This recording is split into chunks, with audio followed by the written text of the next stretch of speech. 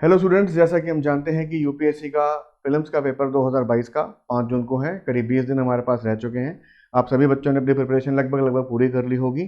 Test series लगा ली होगी। Test series के रिजल्ट्स को भी एनालाइज कर लिया होगा। अब आप लोग ये सोच रहे होंगे हम लोग अब किस एरिया पे ज़्यादा फोकस करें ताकि हम लोग वो मैजिकल नंबर 110 का out of 200 in GS particularly हम अचीव कर सकें। तो मैंने और मेरी टीम ने मिलकर एक रिसर्च करी है। रिसर्च करने के बाद हमें पता चला है लास्ट के 10 साल के पेपरों को एनालाइज करने के बाद पता चला है कि अगर हम कुछ सर्टेन सेक्शंस पे ज़्यादा फोकस करें with respect to our GS syllabus apart from current affairs. I am repeating, apart from current affairs का मतलब है करंट अफेयर्स की बात हम इस सेक्शन में नहीं करेंगे, इसके लिए हम अलग से वीडियो लेके आएंगे। बट अभी जो रिवीजन का मोस्टली टाइम है उसके बारे में बात करेंगे और देखेंगे कि जीएस के अंदर पर्टिकुलरली हम किस किस जगह पर ज़्यादा फोकस कर सकते हैं। तो शुरुआत करते हैं आज के इस लेक्चर की। एंड इसका बेसिकली जिसका जो ऑब्जेक्टिव रहेगा, एजेंडा रहेगा, वो ये है कि important topics for prelims examination. शुरुआत करते हैं। more time to be invested on which topics। तो basically this is the main agenda of this today's session. तो सबसे पहले हम जानते हैं इंडियन पॉलिटी का अगर ऑन एन एवरेज हम परसेंटेज देखें तो 20% ऑफ योर सिलेबस, 20 to 25%, कई बार 25% भी होता है और कई बार 20% भी होता है। बट ऑन एन एवरेज अगर मैं बोलूँ तो 20 सवाल आपके पॉलिटी में डायरेक्टली इनडायरेक्टली तरीके से पूछे जाते हैं। अब पॉलिटी के सवाल दो तरीके से पूछे जाएंगे। एक आएगा आपका डायरेक्टली जो आपका कॉन्स्टिट्यूशन से या फिर जो गिवन सिलेबस है यानी जो स्टैटिक पार्ट है उसमें से, और दूसरा है करंट अफेयर्स वाला पार्ट। करंट अफेयर्स वाले पार्ट को भी हम बहुत जल्दी डिस्कस करेंगे, बट अभी हम समझ लेते हैं कि किन एरियाज पे हम ज़्यादा फोकस करें जिससे कि हमारे क्वेश्चंस की एक्यूरेसी बढ़ जाए। तो सबसे पहले हमें पता है F R N F D, fundamental rights and fundamental duties. Fundamental rights का मतलब हो गया article 12 to article 35 and fundamental duties का मतलब हो गया आर्टिकल 51A। ये दो आर्टिकल्स, ये दो टॉपिक्स ऐसे हैं हमारे कॉन्स्टिट्यूशन के अंदर जो कि कॉन्स्टिट्यूशन के हम कह सकते हैं कि एक तरीके का फंडामेंटल बेस भी यही है। क्या हमारे राइट्स है, क्या हमारी ड्यूटीज़ है, और इसके अंदर कई सारे छोटे बड़े मैकेनिज्म्स इन्वॉल्व हैं, जैसे कि फ्रीडम ऑफ एक्सप्रेशन का है। अब इसमें हमें कैसे काम करना है, जैसे कि सपोज करिए कि कोई न्यूज़ चल रही है फ्रीडम ऑफ एक्सप्रेशन का, फ्रीडम टू हैव इलेक्ट्रिसिटी का, तो वो सारी चीज़ें जो है डायरेक्टली लिंक होकर यूपीएससी आपसे इन्हीं में से क्वेश्चन आपसे बना के पूछेगा। अपार्ट फ्रॉम दिस थिंग अगर मैं फंडामेंटल ड्यूटीज़ की बात करूं तो ड्यूटीज़ के लिए क्या चल रहा है करंट अफेयर्स में, तो उससे भी लिंक होकर क्वेश्चन पूछ सकता है। Otherwise fact based question can be asked. तो this is a very important area. Now next is preamble. Preamble जैसा कि पता है हमारे कॉन्स्टिट्यूशन का एक जिस्ट है, जिसके सिनॉप्सिस हम कह सकते हैं, जिसके बेस पे जो है कई बार लगातार क्वेश्चंस पूछते हैं यूपीएससी आया है, और ऐसे कई सारे एरियाज के अंदर अब भी बनते हैं जहाँ पे बहुत सारे क्वेश्चंस पूछे जा सकते हैं। उसके बाद डीपीएसपी यानी आर्टिकल 36 टू आर्टिकल 51 के बारे में बात करेंगे। DPSP is directive principles of state policy. मतलब बेसिकली ये वो सिद्धांत है जिसको सरकारें हमेशा ध्यान में रखें जब वो कानून बनाती हैं। इसका बेसिक मतलब ये होता है। तो डीपीएसपी में भी हम समझते हैं गांधीयन प्रिंसिपल्स है, सोशलिस्ट प्रिंसिपल है, तो ये तमाम तरह की डिविजन्स हैं, और हर एक आर्टिकल में करीब 2 से 3 या 4 सवाल बनने की पूरी एक पूरा स्पेस रहता है, तो हमें उसका ध्यान रखना है। आगे चलते हैं। इलेक्शन कमीशन, अभी हम लोगों ने पीछे ही हाल ही में कई सारे स्टेट्स में इलेक्शंस देखे including Uttar Pradesh. Parliamentary bills, acts, मतलब जैसे कि हम देखते हैं कि पार्लियामेंट में कई सारे बिल पास लगातार हो रहे हैं, पीछे हमारी पार्लियामेंट ने रिकॉर्ड भी बनाया था। तो जो बिल्स पास हो रहे हैं, जो बिल्स पास होकर एक्ट बन रहे हैं, उसके ऊपर हमें थोड़ा फोकस करना चाहिए, बिकॉज ये सब चीज़ें आपका करंट अफेयर्स के अंदर पार्ट होगा। जैसे कि सिटीजनशिप अमेंडमेंट एक्ट है, हालांकि ये एक्ट काफ़ी पुराना हो गया, 2020 के पहले का है, बट स्टिल इस पर कुछ ना कुछ डिबेट अभी भी चलती रहती है, तो हमें इस पर थोड़ा सा ध्यान देना है कि एक्चुअली क्या चल रहा है। तो अगर आपको देखना है कि पार्लियामेंट में एग्जैक्टली क्या चल रहा है, तो PRS लेजिस्लेटिव की .org पे आप जाके आप सारी चीज़ों को ट्रैक कर सकते हैं। एक बहुत अच्छी वेबसाइट है जो कंसोलिडेटेड तरीके में आपको सारी बातें बता देती है। आगे चलते हैं। Schemes, reforms announce by the government of India. कौन कौन सी स्कीम्स हम लोगों ने अनाउंस करी हैं, जैसे कि हम जानते हैं कोविड टाइम को हम जस्ट पास ही कर रहे हैं, हम लोग 4th वेव भी विटनेस करने के ऑलमोस्ट करीब हैं। ऐसी रिपोर्ट्स आ रही है कि 4th वेव भी आ सकती है। हालांकि 3rd वेव इतनी लीथल नहीं रही, बट फिर भी 4th वेव आने का डर अभी भी है। तो वैक्सीनेशन काउंट कितना हो रहा है, और गवर्नमेंट उस पर्टिकुलर चीज़ के लिए क्या क्या सब्सिडीज़ दे रही है, कौन कौन सी स्कीम्स निकाल रही हैं, तो ये सब चीज़ें हमारे लिए यहाँ पे इंपॉर्टेंट हो जाती हैं। देन प्रेसिडेंट गवर्नर हमेशा से एक बहुत पसंदीदा टॉपिक रहा है। प्रेसिडेंट के इलेक्शंस, प्रेसिडेंट का रिमूवल, प्रेसिडेंट का एलिजिबिलिटी, ये सब चीज़ें एक इंपॉर्टेंट बड़ा एक यूपीएससी का दिल के करीब का टॉपिक रहा है। सिमिलर बेसिस पे गवर्नर्स भी। तो बेसिकली ये सारा चीज़ें जो मैं आपको बता रहा हूँ, ये सारे वो मुद्दे हैं या वो इश्यूज़ हैं, वो चैप्टर्स हैं जो कि अगर आप स्ट्रॉन्ग तरीके से एक बार रिवाइज कर लेंगे तो आप एक बेहतर तरीके से आप अपने वहाँ पे आंसर्स को टिक कर पाएंगे। देन पंचायती राज इंस्टीट्यूशन जिसके अंदर हम थर्ड ईयर गवर्नमेंट की बात करते हैं। तो इसके अंदर जो हम जानते हैं कि जो पंचायती राज इंस्टीट्यूशन है ये गांधी फिलॉसफी से निकला हुआ है, और गांधी जी एक यूपीएससी के बहुत मतलब बहुत चहीते टॉपिक रहते हैं। हालांकि वो हमारे देश के सबसे बड़े फ्रीडम फाइटर भी हैं, भारत के, मतलब हम उनको फादर ऑफ द नेशन भी कहते हैं। तो नेचुरल सी बात है कि उनकी जो फिलॉसफी है, उनके सिद्धांतों से निकला हुआ जो चीज़ कॉन्स्टिट्यूशन में एक एज अ मशीनरी इंप्लीमेंट हुई, तो नेचुरल सी बात है, that is very important. Then we talk about national emergency and state emergency, constitutional bodies, non constitutional bodies। मतलब बेसिकली हम अगर नेशनल इमरजेंसी की बात करें, आर्टिकल 352 है, 356 है, 360 है, 3 तरह की इमरजेंसीज हैं, और इमरजेंसी कैसे इंप्लीमेंट हो सकती हैं। अब इमरजेंसीज हम कैसे कोरिलेट कर सकते हैं, लाइक फॉर एग्जांपल हमारा पड़ोसी देश श्रीलंका, इस टाइम पे वहाँ पे इमरजेंसी लगी हुई है। आपको ये चीज़ पता होगी, म्यांमार में कुछ दिनों पहले जो है कूप हुआ, तो वहाँ पे भी एक इमरजेंसी जैसी सिचुएशन आ चुकी थी। तो इमरजेंसी जो है मतलब एक लगातार एक टॉपिक रहा है करंट अफेयर्स के अंदर, तो that can be a part of UPSC question also. Then constitution and non constitutional body, मतलब जितनी भी संवैधानिक और संवैधानिक संस्थाएं हैं। तो देखिए कॉन्स्टिट्यूशनल बॉडीज़ और नॉन कॉन्स्टिट्यूशनल बॉडीज़ में आपको कई तरह की बॉडीज़ मिलेंगी। उसको याद करने का बड़ा अच्छा तरीका है, अगर आप अपनी बेसिक बुक लक्ष्मीकांत सर की किताब में भी देखें तो आपको कई सारे कॉन्स्टिट्यूशनल बॉडी, कई सारी नॉन कॉन्स्टिट्यूशनल बॉडी मिलेंगे, 3-3, 4-4 पेजेस के चैप्टर में किए हुए। मैं आपको एक तरीका बताऊँ इनको हैंडल करने का। आप एक टेबल बनाइए, टेबल में पैरामीटर्स सारे कॉमन रखिए, जैसे कि सपोज़ कीजिए कोई कॉन्स्टिट्यूशनल बॉडी है, उसको जो है कौन अपॉइंट करता है, कौन उनको जो है हटा सकता है, किसको रिज़ाइन दे सकते हैं, क्या फंक्शंस होते हैं, कितने बोर्ड मेंबर्स होते हैं। ये 5-7 पैरामीटर्स आप बना लीजिए और उसके आगे एक टेबल बना लीजिए। एक टेबल में मैं आपको गारंटी देता हूँ कि आपके 15 से 20 चैप्टर आराम से उसके अंदर एक ही पेज के नोट्स में आ जाएंगे। तो ये एक टिप है जो आप रखेंगे तो आपकी जो एफिशिएंसी है, आप जो है अपने सिलेबस को ज़्यादा ऑप्टिमाइज़ कर पाओगे, अपनी एफिशिएंसी को बढ़ा पाओगे और बहुत अच्छे से काम कर पाओगे। तो ये सारा जो मैंने बताया ये इंडियन पॉलिटी के बारे में था। आगे चलते हैं, एनवायरनमेंट एंड इकोलॉजी के बारे में बात करते हैं। एनवायरनमेंट एंड इकोलॉजी की अगर मैं बात करूं और ये क्यों इंपॉर्टेंट हो जाता है, इसमें से ज़्यादा क्वेश्चंस क्यों हम लगातार देखते हैं, क्योंकि आपको पता होगा जब आप यूपीएससी का सिविल सर्विस एग्जामिनेशन का फॉर्म भरते हैं तो साथ ही साथ आप इंडियन फॉरेस्ट सर्विस एग्जाम का आप एग्ज़ाम भरते हैं। तो इन दोनों ही केसेस के अंदर जो है हमारा सिलेबस जो है प्रीलिम्स का कॉमन रहता है। अब क्योंकि फॉरेस्ट सर्विस के वाले बच्चे भी बैठ रहे हैं तो उनका सिलेबस थोड़ा सा जो है ज्योग्राफी एनवायरनमेंट की तरफ ज़्यादा होता है, इसलिए यूपीएससी की एक ऑब्लिगेशन बन जाती है कि इस सेक्शन से ज्योग्राफी और एनवायरनमेंट से एक अच्छे लेवल के, एक अच्छे परसेंटेज में क्वेश्चंस को दें। ठीक है, तो हम अगर एवरेज देखें तो करीब 35 क्वेश्चन जो हैं हमारे, मैं 35 क्वेश्चन सिर्फ एनवायरनमेंट की बात नहीं कर रहा, मैं इंक्लूडिंग ज्योग्राफी कह रहा हूँ। ज्योग्राफी एनवायरनमेंट में से करीब 35 क्वेश्चन हमने देखे हैं आते हुए।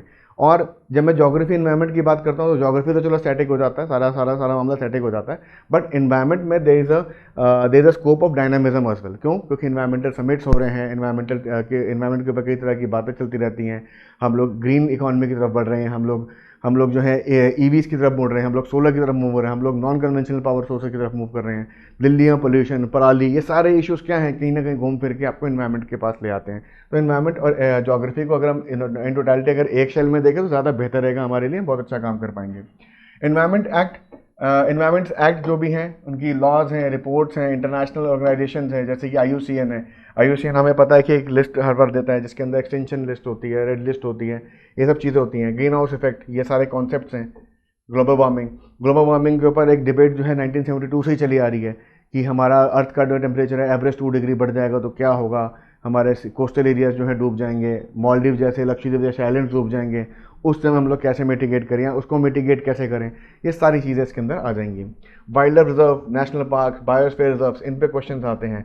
अच्छा, wild life reserve, national park और बायोस्फीयर रिजर्व को याद करने का तरीका क्या है, आप एक इस तरह का वो बना लीजिए और इसके अंदर जो है आप इसको लिख लीजिए, ये है, ये x है, ये y है, z है, और इन सब के पैरामीटर्स हैं।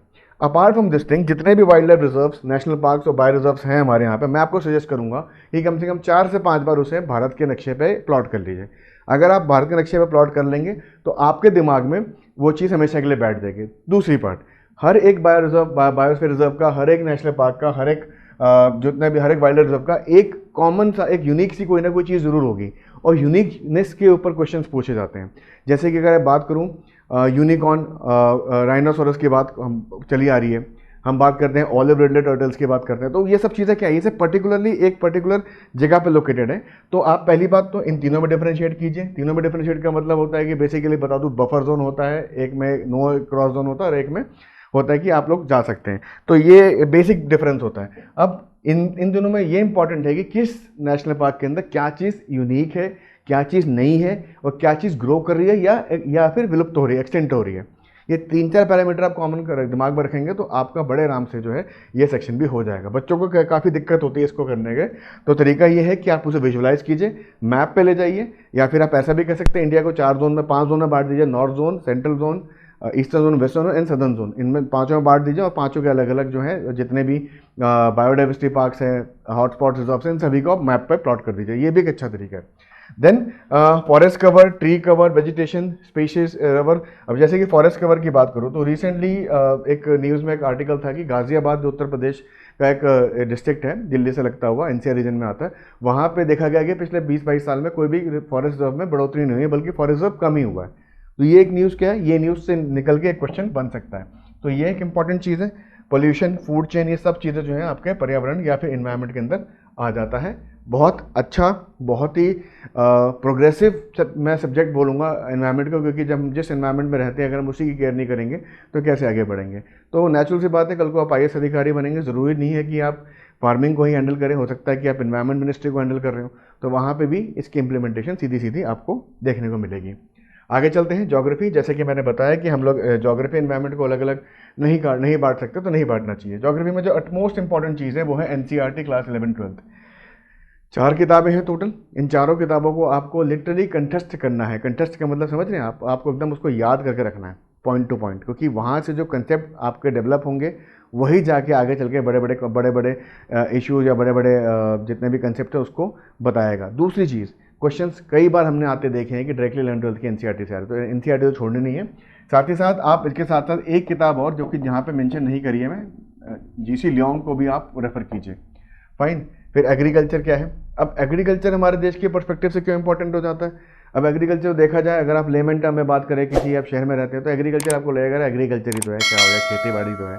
बट हमारे देश की 2/3 जनता यानी 67% of our population directly indirectly depends for their economic needs on agriculture. तो आप सोचिए कितना बड़ा सेक्टर है, कितने लोग हैं हमारे देश में, 140 करोड़।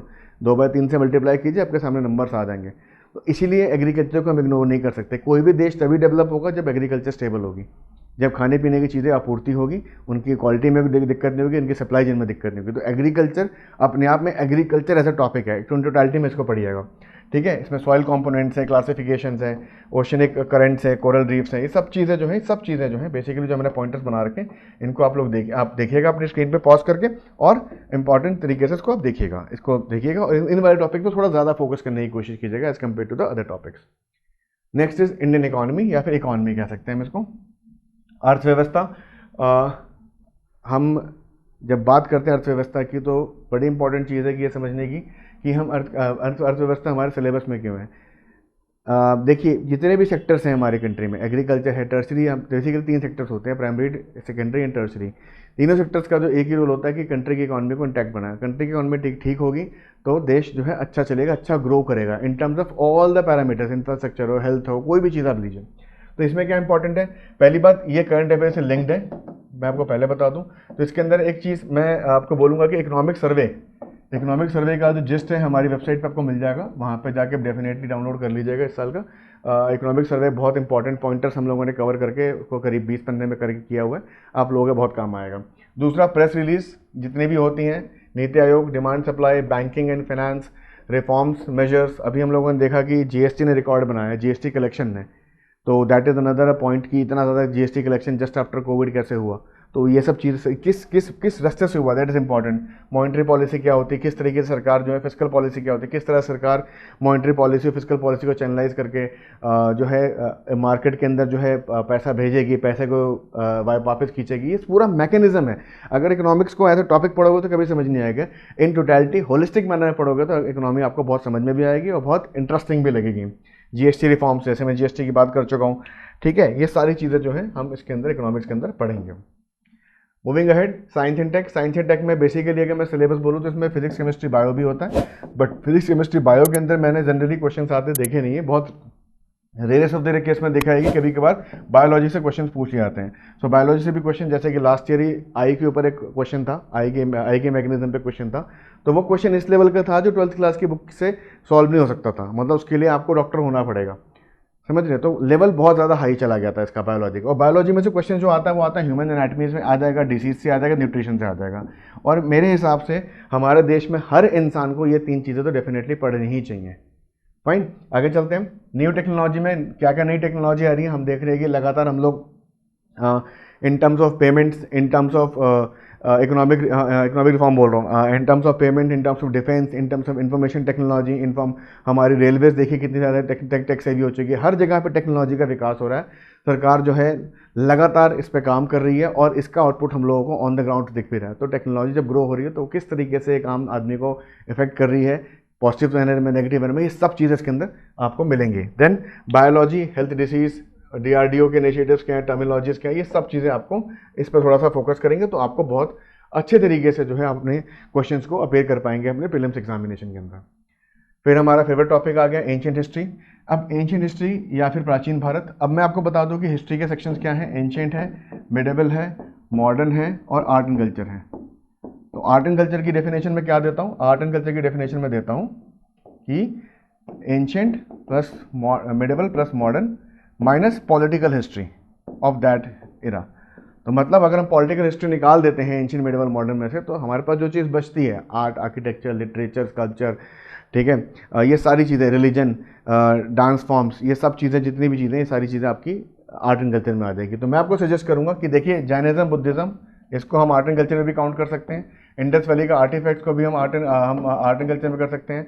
यहाँ मेरी टीम से शायद टाइपोग्राफ एरर हो गया, हम यहाँ पे जो है वेदास भूल गए, वेदास की एज वेदास का एज जो हम नहीं मेंशन कर पाए, I am sorry for that. ठीक है, टाइपोग्राफ एरर है, कोई बात नहीं। वैदिक एज के बारे में बात कर सकते हैं। गुप्तास की इंस्क्रिप्शंस हैं, लेटर वैदिक टाइम है। सबसे इंपॉर्टेंट हमारा जो संगम हिस्ट्री है, संगम लिटरेचर है, वो सब चीज़ें इंपॉर्टेंट है। मतलब बेसिकली फैक्ट बेस्ड चीज़ें जितनी भी हैं दैट इज़ इंपॉर्टेंट। और जब मैं बोलता हूँ कि आप आर्ट एंड कल्चर और मॉडर्न इंडिया फोकस कीजिए, दैट मीन्स ज़्यादातर क्वेश्चंस वहीं से आते हुए देखे जाते हैं। ऐसे बहुत कम चीज़ें होती हैं, बहुत कम इंस्टेंसेस है जब हम लोगों ने पॉलिटिकल हिस्ट्री से क्वेश्चंस आते हुए देखे थे। सिमिलरली अगर मिडिवल इंडिया के बारे में बात करो तो Bhakti movement, Sufi movement, travellers, Vijayanagar empire, Mughals, ये आप अगर इन चारों को देखें तो कहीं ना कहीं आर्ट एंड कल्चर का ही पार्ट बनाते हैं। फिर मुगल्स, अकबर, शाहजहाँ, जहांगीर, इसके अंदर भी क्या हम फाइट्स को पढ़ेंगे? क्या हम मुगल्स एंड राजपुतानास के बारे में, Mughals and Marathas, Mughals and Afghans की फाइट्स के बारे में पढ़ेंगे? नहीं पढ़ेंगे, कम से कम पढ़ेंगे, बस उसकी एक नॉलेज रखिए। बट मुगल्स ने क्या क्या काम किया with respect to architecture, with respect to literature, with respect to the administration, that is important. Fine. Then Delhi सल्तनत, ठीक है। सिमिलरली मॉडर्न इंडिया को तो हम बेसिकली दो पार्ट में बांट सकते हैं। एक है 1757 से 1857 के बीच में और दूसरा है 1857 से लेके 1947 के बीच में। फाइन, ये आपका हो गया पूरा कंपनी रूल, ये आपका हो गया पूरा क्राउन रूल, ठीक है। यहाँ पे आपको मिलेंगे गवर्नर जनरल्स, यहाँ आपको मिलेंगे वॉइस रॉयस, यहाँ आपको मिलेंगी पॉलिसीज़, यहाँ आपको मिलेंगे एक्ट्स, यहाँ मिलेंगे रेगुलेशंस, यहाँ मिलेगा आपको policy, act plus regulation plus revolts. जितने भी रिवोल्ट्स हम लोगों ने किए, जितने भी मूवमेंट हम लोगों ने चलाए, वो सब चीज़ें यहाँ मिलेंगे। तो मॉडर्न इंडिया के तो मैं आपको एक ही चीज़ बोलूँगा, सिलेबस को देखिए। सिलेबस में मॉडर्न इंडियन हिस्ट्री लिखा है, प्लस एक चीज़ पे बड़ा एम्फेसाइज किया गया है, जैसे कि मैंने बताया कि ये दोनों मॉडर्न इंडिया के दो पार्ट हो जाते हैं। बट ये वाला जो पार्ट है 1857 से 1947, जिसको हम बोलते हैं फ्रीडम स्ट्रगल, उस पर यूपीएससी ज़्यादा एम्फेसाइज करता है। तो इसके अंदर क्या क्या चीज़ें आ जाएंगी, कौन सी पार्टीज़ बनी, कैसे उन्होंने काम किया, क्या क्या मूवमेंट्स हुए, कौन कौन से इंपॉर्टेंट कैरेक्टर्स थे, क्या क्या वॉइस, कौन कौन से वॉइस थे, कौन कौन से इवेंट्स हुए, ये सारी चीज़ें हमारे लिए इंपॉर्टेंट हो जाएंगी, ठीक है। तो मॉडर्न इंडिया को अच्छे से करिएगा, बहुत इंटरेस्टिंग भी रहता है। आर्ट एंड कल्चर के बारे में ऑलरेडी मैं डिस्कस कर चुका हूँ, ठीक है, 3 स्लाइड्स पहले, तो ये सेम, उसको आप रेफर कर लीजिएगा, थोड़ा सा पीछे जाइए और आप उसको रेफर कर सकते हैं। इंटरनेशनल रिलेशंस, आईआर बेसिकली अगर मैं बोलूँ तो आईआर में से क्वेश्चंस खाली कम आते हैं, बट हाँ एक करंट अफेयर्स के पॉइंट ऑफ व्यू से इंपॉर्टेंट हो जाता है। ऑर्गेनाइजेशन है, कॉन्फ्रेंसेस है, समिट्स हैं, रिपोर्ट्स है, स्पोर्ट्स का सबसे इंपॉर्टेंट है। 3 क्वेश्चन है लास्ट के पेपर में, इसके पहले उठाकर देखो कहीं नजर नहीं आता। तो यूपीएससी अपने आप में अनप्रेडिक्टेबल हो जाता है। बट हाँ अगर हम अपने जो एनालिटिकल स्किल्स हैं उसको उठा के क्वेश्चंस को एनालाइज करें तो हमें समझ में आता है कि एक कुछ निश ऐसे हैं जहाँ पे हम अच्छा काम करें तो हम अच्छे रिजल्ट्स को गेन कर सकते हैं। तो this was all about this session. अगर आपको जो भी क्वेश्चंस हो, कोई भी क्वेरी हो, आप उसे कमेंट बॉक्स में डाल सकते हैं। अगर आपने ये चैनल सब्सक्राइब नहीं किया, सब्सक्राइब कर लीजिए, बिकॉज सबसे यूनिक और सबसे अच्छा content in terms of quality की बात करूँ आपको हमारे चैनल पर मिलेगा। Till then, thank you very much and all the best for your upcoming exam.